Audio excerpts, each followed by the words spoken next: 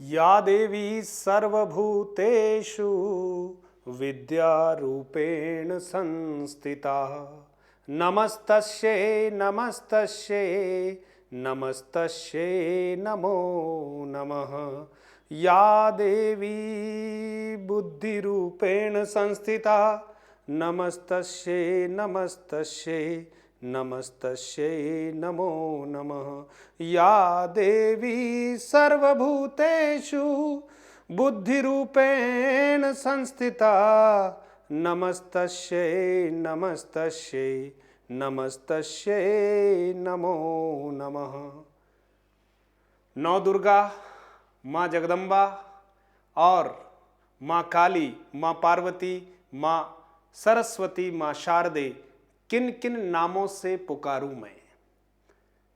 हर माँ में स्त्री का वो अद्भुत स्वरूप हमें दृष्टव्य है। और कहा जाए तो स्त्री के स्त्रीत्व के सामने, महिला के सामने, माँ के सामने जिसके विविध रूप हैं, उन सब के समक्ष कहीं न कहीं पुरुष को अगर मान लिया जाए कि कौन छोटा कौन बड़ा, तो हम ये कह सकते हैं कि जीवन रूपी इस रथ के दो पहिए हैं। एक पहिया पुरुष के रूप में है तो दूसरा पहिया स्त्री के रूप में है। लेकिन फिर देखा जाए कि दायित्व निर्वहन में और जिम्मेदारी में किसको प्रथम स्थान दिया जाए, तो हमारे वेदों ने भी स्त्रियों को, महिलाओं को प्रथम स्थान दिया है। और जहां नारी की पूजा होती है, रमन्ते तत्र देवता, यत्र नार्यस्तु पूज्यन्ते रमन्ते तत्र देवता, जहां नारियों का सम्मान होता है, उनकी पूजा होती है, वहां देवता जो है रमण करने के लिए आते हैं, वो स्थान बहुत पवित्र हो जाता है। इन्हीं भावों के साथ आप सभी मित्रों को डॉक्टर बाल गोपाल शर्मा की तरफ से अंतर्राष्ट्रीय महिला दिवस की ढेर सारी शुभकामनाएं प्रेषित करता हूं। आज हमारी सभी बहनों को, माताओं को, हमारी छात्राओं को, बेटियों को ढेर सारी शुभकामनाएं हैं कि पूरे विश्व में अंतर्राष्ट्रीय महिला दिवस बड़े धूमधाम के साथ मनाया जा रहा है। इसकी पृष्ठभूमि में अगर हम जाते हैं तो मित्रों 1908 में न्यूयॉर्क शहर में, अमेरिका के न्यूयॉर्क शहर में 15,000 से अधिक महिलाओं ने अपने अधिकार के लिए, अपने वर्किंग आवर्स यानी काम के घंटों को थोड़ा कम करने के लिए और समान वेतन के लिए एक बहुत विशाल रैली का आयोजन किया था। उस रैली के प्रभाव स्वरूप 1909 में सोशलिस्ट पार्टी ऑफ अमेरिका ने पहली बार महिला दिवस मनाने की घोषणा की थी और उसी तिथि की याद में हम प्रतिवर्ष 8 मार्च को अंतर्राष्ट्रीय महिला दिवस मना रहे हैं। महिलाओं को हर जगह समान अधिकार मिलना ही चाहिए, लेकिन कई बार पुरुषवादी सोच और सत्ता की वजह से जो अधिकार और सम्मान हम उनको देना चाहते हैं, उसमें कहीं न कहीं चूक सी हो जाती है। लेकिन समय समय पर उठने वाली ये आवाजें व्यवस्था के परिवर्तन के प्रति हमारी महिला शक्ति और नारी शक्ति का सामर्थ्य हमें दिखलाती है और निश्चित तौर पर समय में बहुत बड़ा बदलाव हुआ है और आज नारियों को बराबर का दर्जा, बेटियों को बेटों के समकक्ष दर्जा दिया जाने लगा है। वैदिक काल में मित्रों हमारे यहाँ पर नारियों का स्थान, महिलाओं का स्थान बहुत उच्च था। हमारी कई विदुषी नारियां शास्त्रार्थ करती थी और आर्य नारियां पुरुषों से कहीं कम नहीं थी। और सप्त ऋषियों के समय से देख लीजिए, नारियों ने अपने दायित्व के निर्वहन में कहीं कोई कमी नहीं छोड़ी। लेकिन जैसे जैसे समय बीतता गया और आक्रांताओं ने जब भारत के ऊपर आक्रमण किया और ऐसी सामंती व्यवस्थाएं, ऐसे आक्रांता जो क्रूर थे, महिलाओं को उनके अधिकार नहीं देना चाहते थे और उनको पर्दे में रखना चाहते थे, और कहीं न कहीं उनको केवल भोग की विषय वस्तु समझा जाने लगा, तब से भेदभाव बहुत बढ़ने लगा। और सच कहूं तो धीरे धीरे जब पुरुषवादी सोच को भी लगा कि महिला का किसी न किसी रूप में दमन ही ठीक है, और उस सोच से धीरे धीरे हम दूर होते जा रहे हैं। आज जब घर में बेटी का जन्म होता है और बेटे का जन्म होता है, तो मैं हमारे सभी समाजजनों से आग्रह करता हूं, समान रूप से प्रसन्नता जाहिर कीजिएगा। एक मां को कभी भी ऐसा महसूस नहीं होना चाहिए कि उसने बेटी पैदा की है और वो कहीं ठगी सी महसूस करती है। लेकिन धरातल पर कई बार ऐसे दृश्य देखने को मिलते हैं मित्रों। पहले से 2 बेटियां हैं और फिर से तीसरी बेटी का जन्म जब मां देती है तो मां पूछती है क्या हुआ, नर्स बताती है बिटिया हुई है। मां के मुख पर मायूसी छा जाती है। कारण समाज। मां तो प्रसन्न होना चाहती है, लेकिन उसे पता है कि यह समाज मुझे किस रूप में, परिवार के लोग मुझे किस रूप में अब ट्रीट करने वाले हैं, मेरे साथ किस तरह का व्यवहार करने वाले हैं, ऐसा सोचकर वो मायूस हो जाती है। लेकिन बेटे और बेटियों में हमें फर्क नहीं करना है। बेटा बेटी एक समान, इनको हमें पूरा अधिकार देना है। समय समय पर हमारी सरकारों ने निश्चित तौर पर महिला सशक्तिकरण का कार्य किया है और वर्तमान में भी ये महिला सशक्तिकरण का कार्य जारी है। हमारी बेटियां क्या नहीं कर रही है। भारत का ही नाम नहीं, विश्व की बेटियां कहीं न कहीं अपने क्षेत्र में इतने जबरदस्त कार्य करके अपने माता पिता और देश का नाम रोशन कर रही है ना। कल्पना चावला देख लीजिए, एक ही नाम नहीं है, अनेक नाम है। खेल जगत में देख लीजिए, विज्ञान जगत में देख लीजिए, शायद कोई ऐसा क्षेत्र नहीं जहां हमारी बेटियां बहुत अच्छे से काम नहीं कर रही है। सेना के रूप में भी, और कहीं देखिएगा गृह में भी, यानी घर में भी अपनी भूमिका का बहुत जबरदस्त निर्वहन, और बाहर व्यवसाय के क्षेत्र में हो या सेवा के क्षेत्र में हो, नौकरी के क्षेत्र में हो, कंधे से कंधा मिलाकर वो कार्य कर रही है।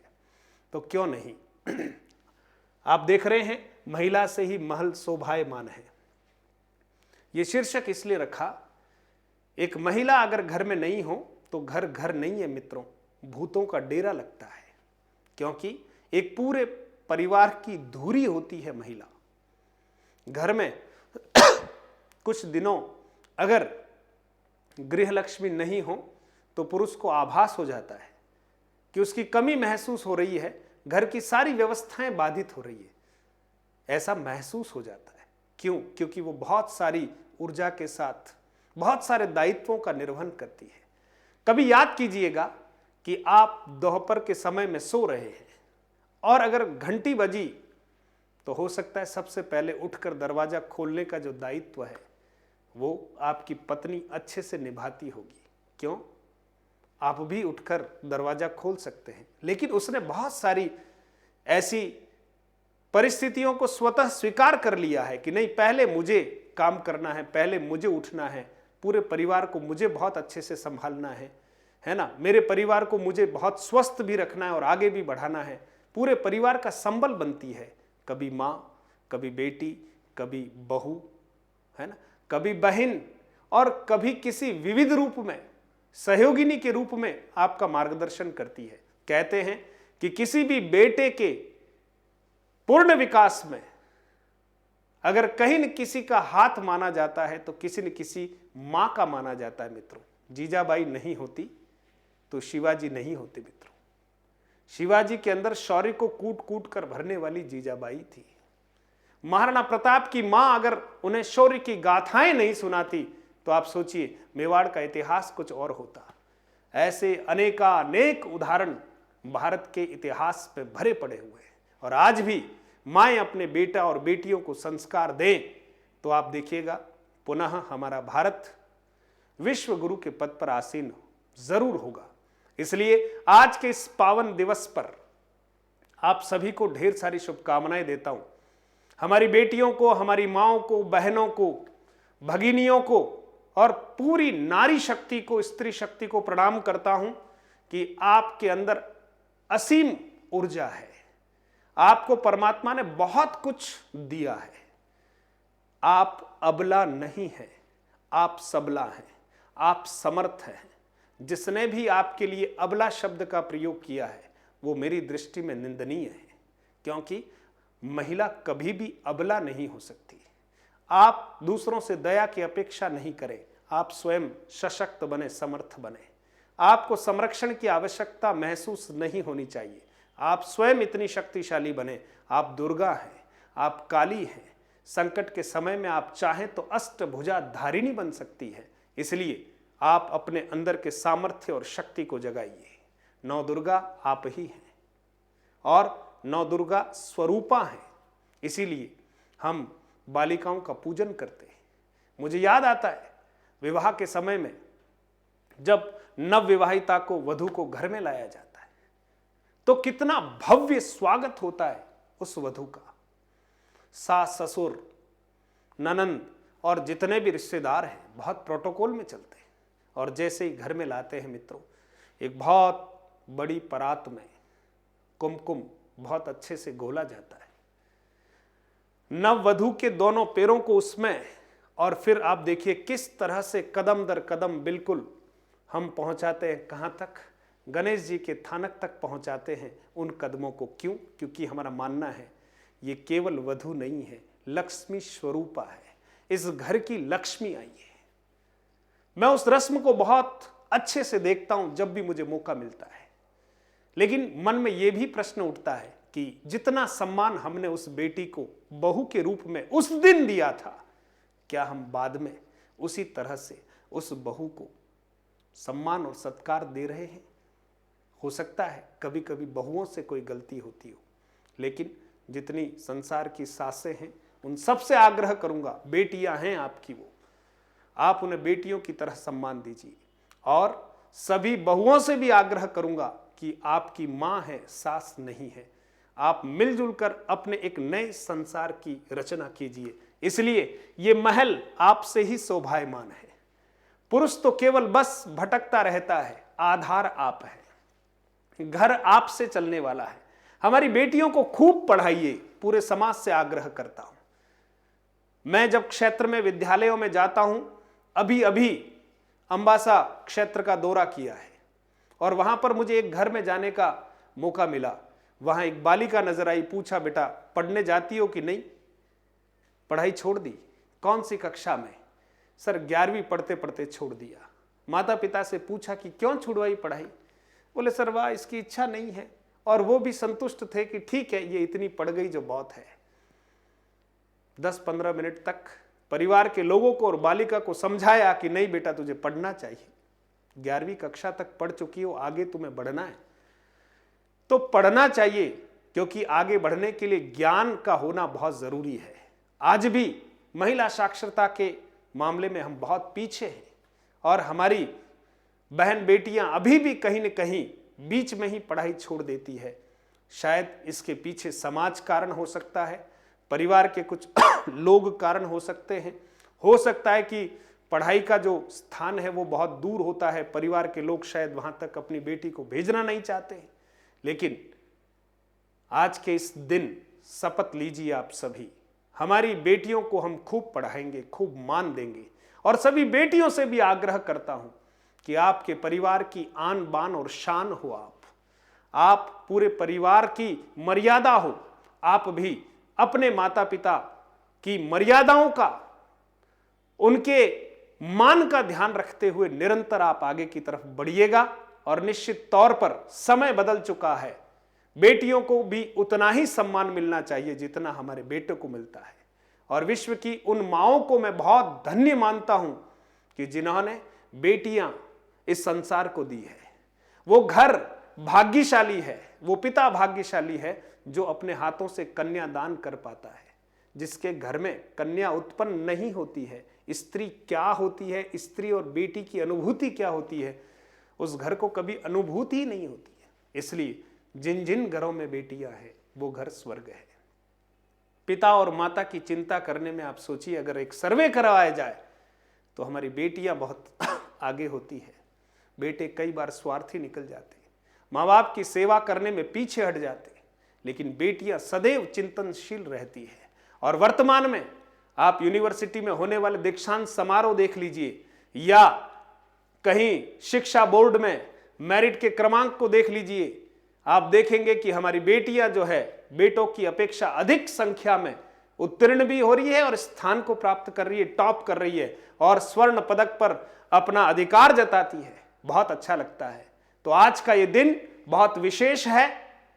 विश्व की तमाम स्त्री शक्ति को नमन करता हूं और हमारी सभी बेटियों को, मेरे क्षेत्र की सभी बेटियों को विशेष रूप से आग्रह करता हूं, हमारे स्कूलों में पढ़ने वाली सभी बेटियों से विशेष रूप से आग्रह करता हूं कि बेटियां बहुत अच्छी हो, तुम आगे बढ़ना, पढ़ना, रास्ते से भटकना मत बेटा।